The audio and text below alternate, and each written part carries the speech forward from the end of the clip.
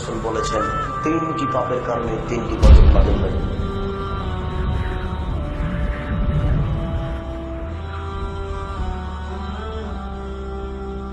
শুনুন, তিনটি পাপের কারণে তিনটি গজব নাযিল হয়।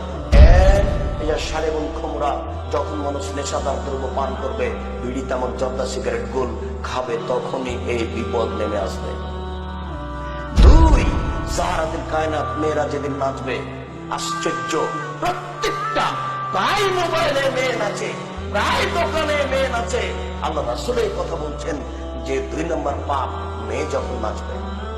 তিন, ওয়াজারাবুল মাযিব, যখন বাদ্যযন্ত্র প্রকাশ পাবে, প্রায় মোবাইলে বাদ্যযন্ত্র, প্রায় দোকানে বাদ্যযন্ত্র, প্রায় ঘরে বাদ্যযন্ত্র। আপনি অবাক হবেন, দেখেন আল্লাহ রাসূলের কথা একবার হুবহু মিলাজ।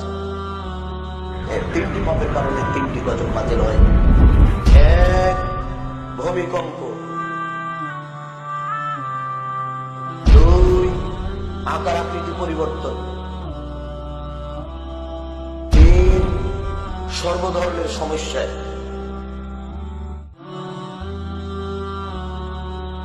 আল্লাহ রাসূল বলেছেন তিনটি পাপের কারণে তিনটি গজব নাযিল হয়।